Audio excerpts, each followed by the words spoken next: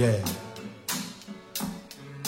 No diggity, no doubt. So I've been thinking for the last year or so that I wanted to do a 90s based party band with some real dynamic people out front.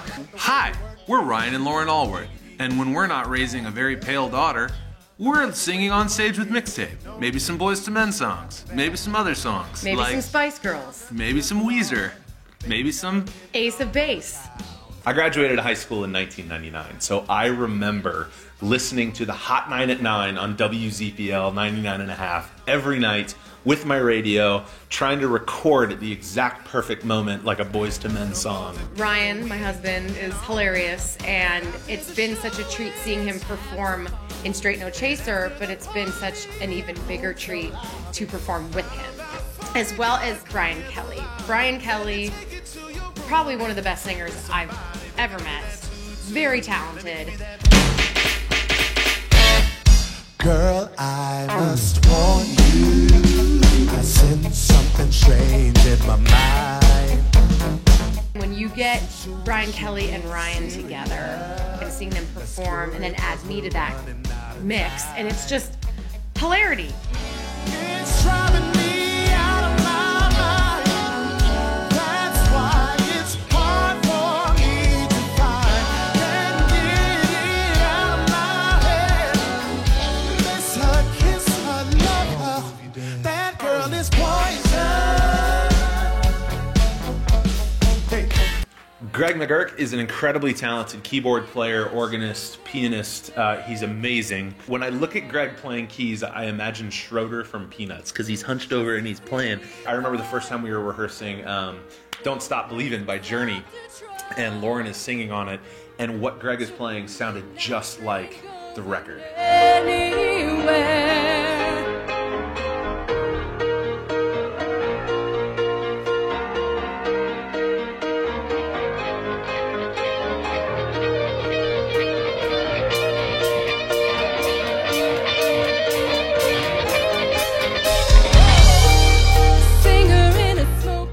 Jacob Brown. I met Jacob when he was about 15 years old, and I was on the worship team at Heartland Church.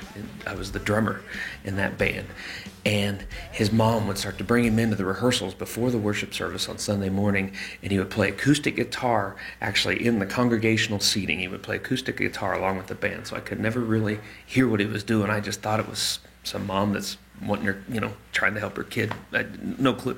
Well, then he actually gets on the worship team and brings this Marshall Stack guitar amplifier that's like this big, and he's got this Les Paul, and he's at 15 years old just fitting right in. It was astounding to me. Here's this guy that's like, wow, this kid's doing the gig and is getting it right. I think he's old enough to have a beer now. She's got class and style.